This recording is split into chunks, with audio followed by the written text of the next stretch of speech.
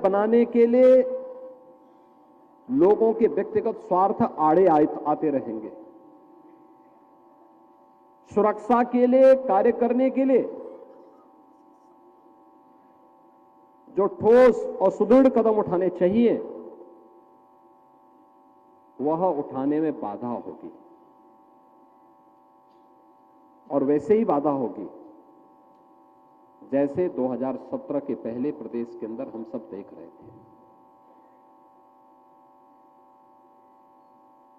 2017 के पहले आपने उस उत्तर प्रदेश को देखा होगा जिसमें सरकार के समानांतर हर जनपद में एक नई सरकार संचालित होती थी। वे प्रदेश और देश का कानून नहीं मानते थे।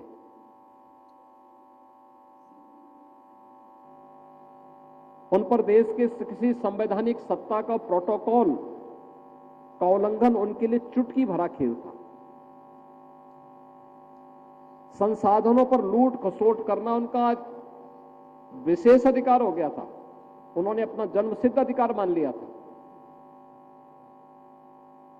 और इस प्रकार की माफिया प्रवृत्ति जब भी पनपेगी तो उस अराजकता का शिकार व्यक्ति आएगा, समाज बनेगा, और अंततः पूरी व्यवस्था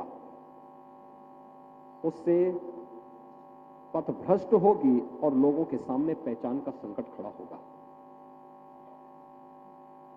राजनीतिक स्थिरता कैसे विकास को आगे बढ़ा सकती है,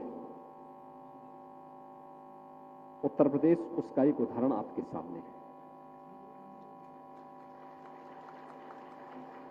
उत्तर प्रदेश में अगर एक स्थिर सरकार नहीं होती तो उत्तर प्रदेश को हम आज देश की एक अग्रणी अर्थव्यवस्था के रूप में स्थापित नहीं कर पाते। याद करिए 1947 से लेकर के 2017 तक इन 70 वर्षों में उत्तर प्रदेश की अर्थव्यवस्था लगातार नीचे गिर रही थी।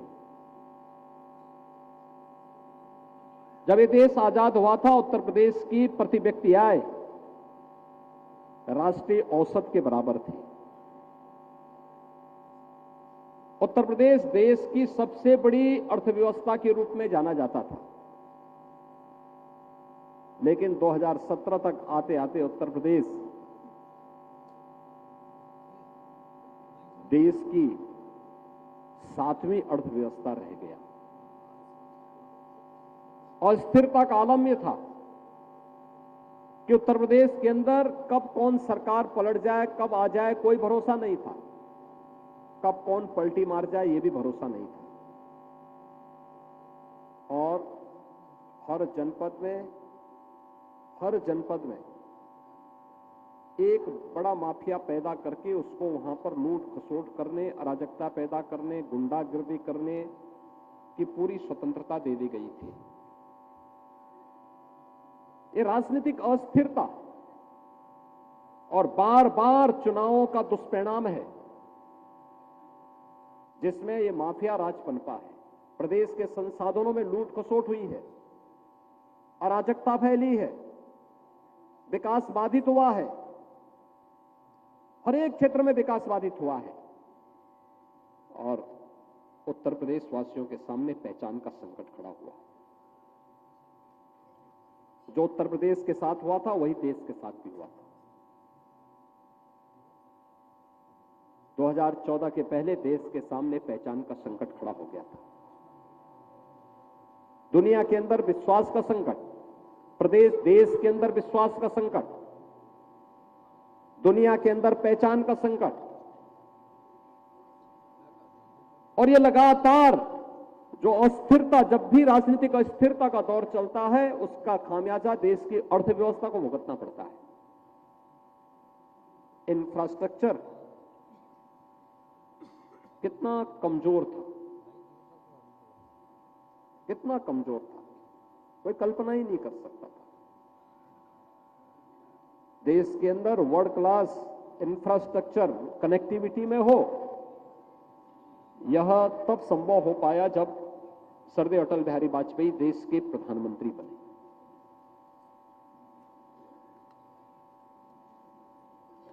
अटल जी को पहला कार्यकाल अस्थिर मिला, दूसरा कार्यकाल भी मिली जुली गठबंधन की सरकारों के साथ मिलकर के कैसे उन्होंने चलाया, या उनकी कौशलता का ही वो परिचय था, अनुभव और कौशलता का ही परिचय था कि वो लेकर के चले गए।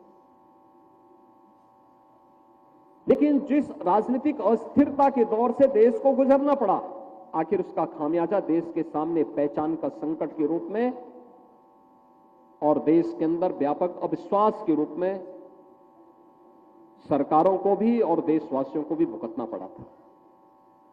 लेकिन आज ऐसा नहीं है। दुनिया के सामने भारत अपनी पहचान बना रहा है और देश के सामने उत्तर प्रदेश ने अपनी पहचान।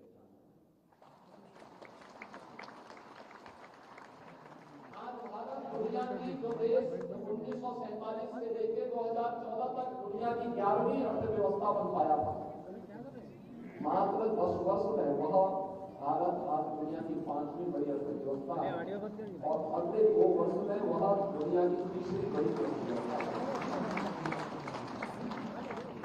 उत्तर प्रदेश जो 7वीं अर्थव्यवस्था था वह आज देश की नंबर 2 की अर्थव्यवस्था है।